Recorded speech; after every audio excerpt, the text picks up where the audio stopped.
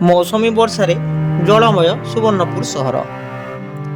लगातार 3 दिन वर्षा पर सुवर्णपुर सहर ब्लॉक छकरू आम्बेडकर छक पर्यंत थिबा रास्तार मिश्र होटेल रु मुख्य रास्ता को संजोग करुथिबा रास्ता रे 5 फुट पानी चालुछि। पानी भितरे बस, कार, टेम्पो, बाइक, साइकिल रे जनसाधारण जीवा आसिबा करुछंती। स्थानीय पौर प्रशासन और जिला प्रशासन को बुद्धिजीवी महल रे निंदा करने सहित जन प्रतिनिधि मध्य ध्यान देउनथिबा कही गणमाध्यम सम्मुख रे प्रतिक्रिया रखिछंती। 2-3 दिन है बहुत लगातार वर्षा होचे।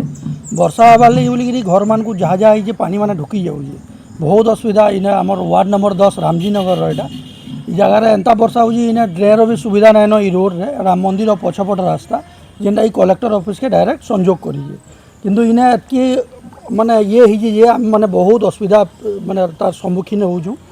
बोले टिके कष्ट लगुचे वर्षा हेले घर मान को आमर घर के आज पानी पशि देला से साइड घर मान को पानी पशि देला बोले बहुत असुविधा होचे। सेतिले आमे प्रशासन आउ आमर म्युनिसिपालिटी थ्रो रु जल्दी जल्दी ड्रेन फ्रेन हला बोले पानी रो जदि कम इटा ठीक रहा जीवार आसबार ठीक रहा बोले और एंदा असुविधा नहीं हुए।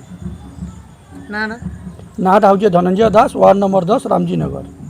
लगातार वर्षा पर छोट छुआंक पाठपढ़ा मध्य बाधाप्राप्त हेउछि।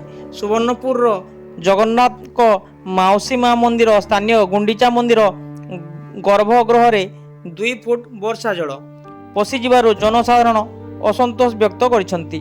स्थानीय महानदी रे मध्य 2 कूल धरी पानी जाउथबा बेले जदि हीराकुद जल निष्कासन हुए सहरर नदी कुलिया पड़ा सबु जलमग्न हेबा नै आशंका प्रकट हेउछि।